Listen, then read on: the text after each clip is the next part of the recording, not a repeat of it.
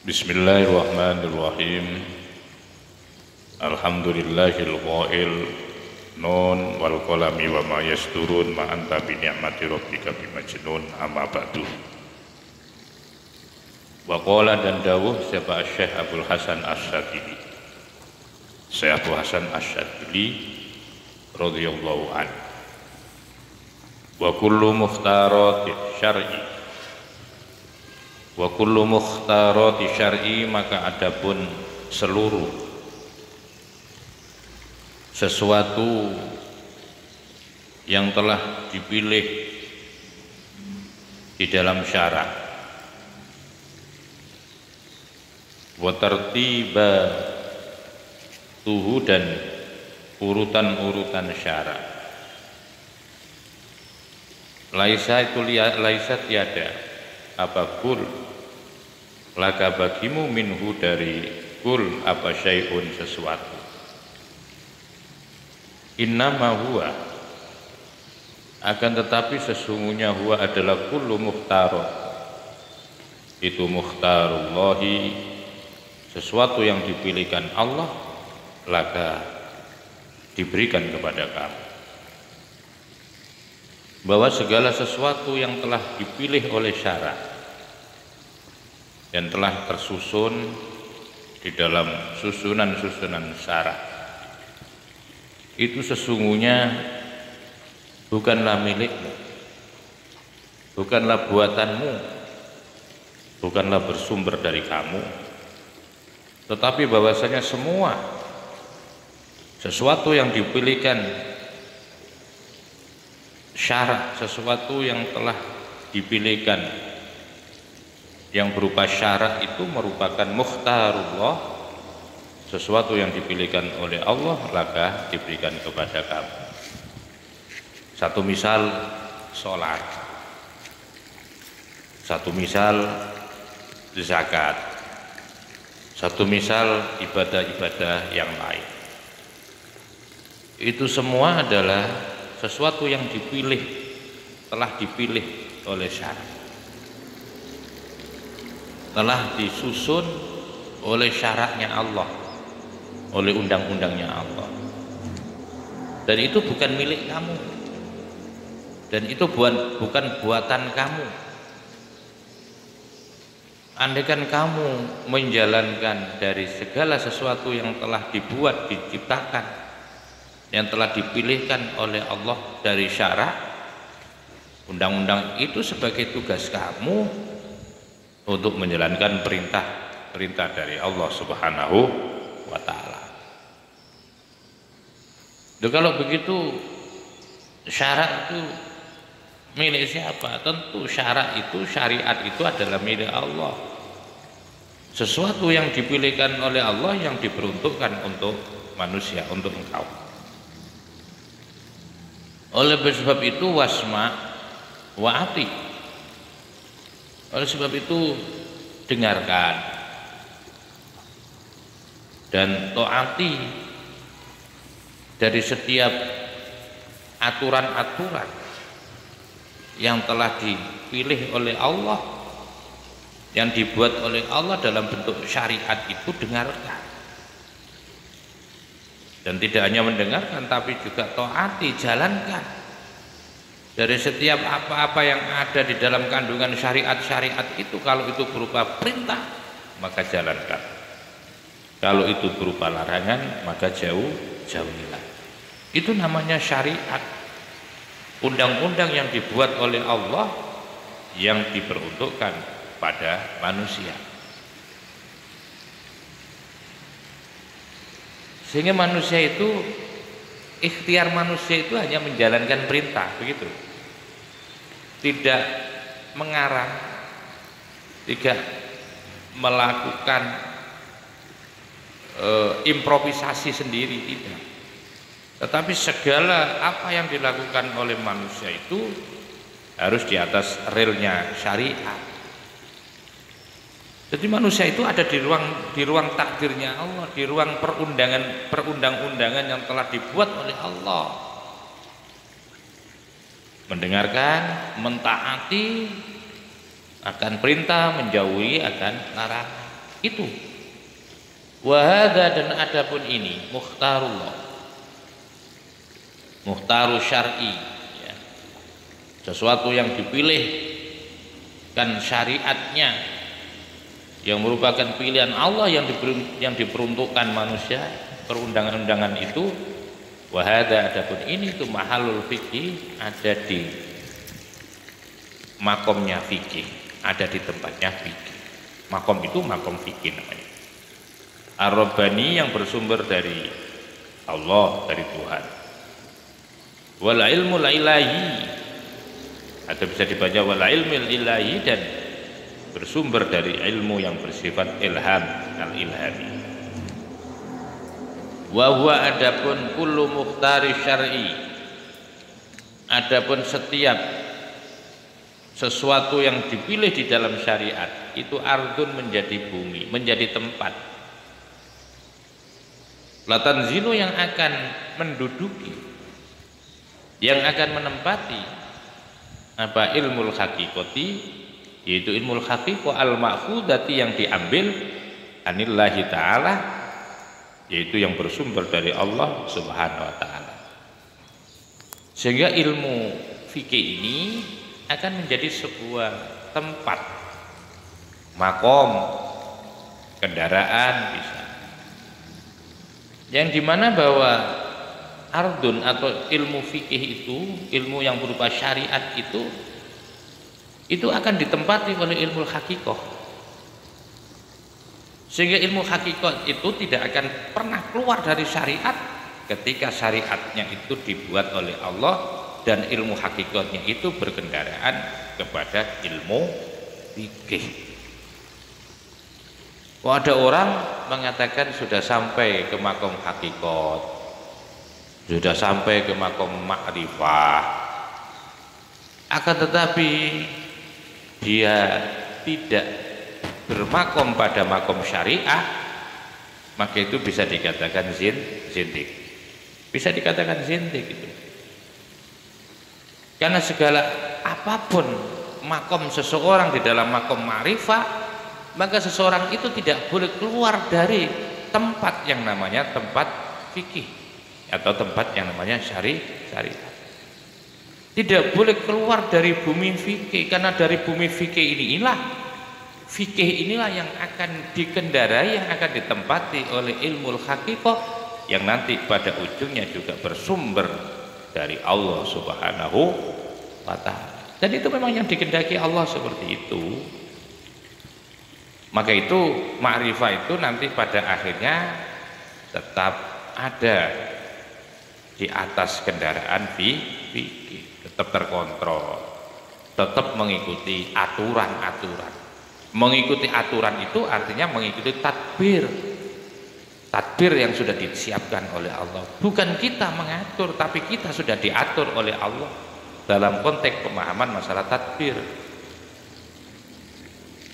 Jadi ini jelas, tentu tidak semua orang akan bisa menggapai menggunakan hakikat ilmu ma'rifah, ilmu hakikat ini di atas kendaraannya fikih, di atas buminya fikih. Tidak semua orang akan bisa mencapai kesempurnaan. Yang banyak itu ya ketika orang ada di ilmu fikih, ya dia tetap di ilmu fikih kadang-kadang. Yang sulit adalah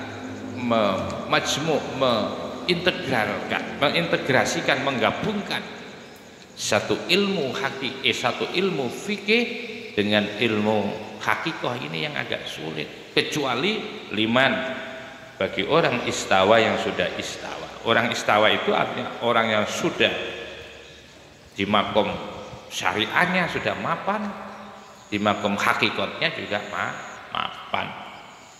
Ini baru nanti bisa mengimplementasikan dua ilmu yang sejalan untuk menuju kepada Allah subhanahu wa ta'ala.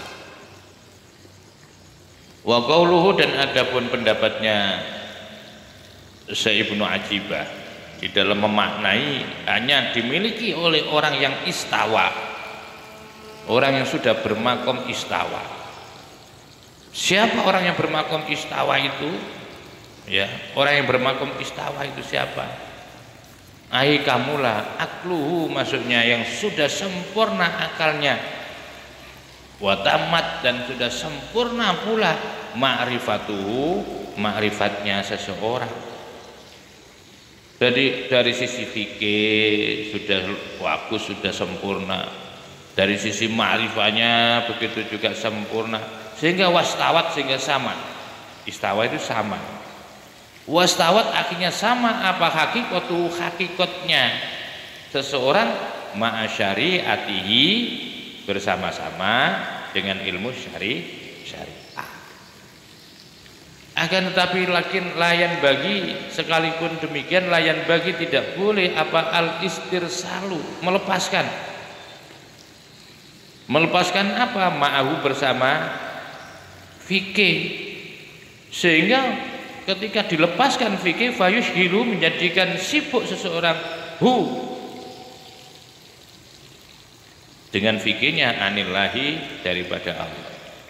Jadi ini harus sejalan, seiring, seirama. Ketika kalau kita mau menggapai kesempurnaan di dalam ibadah ini, dua posisi, dua makom ini harus kita betul-betul kita jadikan kendaraan bersama-sama, sehingga kita bisa menggapai kepada kesempurnaan di dalam ibadah kepada Allah Subhanahu wa ta'ala. Dan ini penting untuk kita selalu renungkan, dan bisa kita implementasikan di dalam kehidupan kita, terutama ketika kita beribadah kepada Allah Subhanahu wa ta'ala. Sehingga manusia ini tidak perlu mengatur dalam hal ibadah. Ini yang disebutkan dalam kajian tasawuf di kitab Iqadul Himam ini, yang terkait dengan tadbir, pengaturan. Jadi ketika sudah diatur oleh Allah, manusia nggak usah ikut ngatur. Kita ini sudah hanya menjalankan aturan-aturan yang sudah dibuat oleh Allah. Bukan kita membuat aturan. Syariat sudah dibuatkan oleh Allah, larangannya sudah dibuat, perintahnya sudah dibuat, semuanya sudah dibuat. Dan ketika satu misal, orang kalau ingin menggapai kesempurnaan kemudian dipadukan dengan kajian atau dengan ilmu hakikoh, ilmu ma'rifah, maka ini akan menjadi sebuah ibadah yang sempurna, dan inilah yang dikehendaki oleh Allah Subhanahu wa ta'ala. Tentu ini bertahap, tentu ini harus tadarruj, harus kita belajar terus, wa ta'allum, dan belajar. Untuk menggapai seperti ini perlu ada pembiasaan, perlu ada keistiqomahan, sehingga kita bisa mencapai dua ilmu yang berbeda ini menjadi ilmu yang sejalan, berpadu. Maka inilah yang membedakan antara orang disebut orang fasik, disebut orang zindik. Ada orang ya senang ilmu fikih, ada orang yang berfikih tapi tidak bertasawuf, maka itu akan menjadi apa? Menjadi fasik. Segala ibadahnya itu nanti motivasinya itu bukan motivasi lillahi ta'ala, bukan mencari ridhonya Allah. Betul dia secara syariat, betul menjalankan puasa ya, menjalankan ibadah sholat ya, tetapi dibalik ibadah-ibadah syariatnya itu motivasinya beraneka ragam, bukan lillahi ta'ala, tetapi ada potensi-potensi lain yang dijadikan motivasi di dalam melaksanakan syariat itu. Maka itu barang siapa yang berfikih, man tafaqqaha bila tasawufin faqad tafassaqa, kan begitu. Barang siapa yang berfikih tapi tidak disertai dengan tasawuf, tasawuf itu ilmu yang ilmu yang mengamalkan, ilmu yang mengajarkan bagaimana potensi hati ini bisa benar, bagaimana hati ini bisa lurus ya. Ini butuh tasawuf untuk meluruskan syariat. Di dalam ibadah ini kita butuh tasawuf, sehingga ibadah syariat yang bagus, yang benar ini akan tujuannya juga benar ketika disertai dengan ilmu tasawuf. Begitu juga orang tidak bisa wa man tasawwafa bila tafaqquhin faqad tazandaqa. Begitu juga sekalipun orang ia mengatakan bisa mencapai pangkat makrifah, bisa mencapai pangkat hakikoh, tapi tidak menggunakan real syariah, tidak menggunakan aturan yang sudah dibuat oleh Allah, maka orang itu sudah melakukan kezindikan. Zindik, tidak punya kendaraan, dia bilang katanya dekat dengan Allah. Melalui apa dekatnya kepada Allah? Meleak di atas gunung, di dalam gua-gua, di hutan belantara. Apa itu yang dijadikan perantara atau syariahnya? Kalau itu yang dijadikan perantara syariahnya, maka orang itu zindik, tidak benar. Karena Allah sudah mengatur, Allah sudah membuat aturan, Allah telah mengantarkan, memberikan kita. Itu yang disebut dengan mukhtarullah lak. Allah telah dipilihkan oleh Allah akan syariah yang diperuntukkan untuk manusia. Maka ini penting, ini kajian ini penting biar kita di dalam ibadah itu betul-betul makbul, mabrur, diterima oleh Allah dan benar, ya, menuju kepada hakikat kebenaran yang apa yang menjadi kehendak Allah Subhanahu wa taala.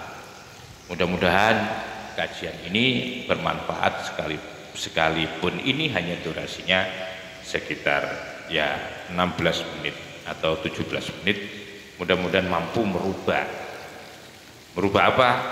Merubah daripada potensi ibadah kita yang selama ini belumlah baik, belumlah sempurna. Sehingga dengan melalui kajian ini kita akan selalu mengimplementasikan dua mazhab yang berbeda yang kemudian dijadikan satu integrasi, al-jam'u bainahuma, sehingga menjadi kendaraan yang sempurna untuk menghadap dan beribadah di hadapan Allah Subhanahu wa taala. Mudah-mudahan ini semua menjadi ilmu yang manfaat. Wa akhiran wallahul muwaffiq ila aqwamit thoriq. Wassalamualaikum warahmatullahi wabarakatuh.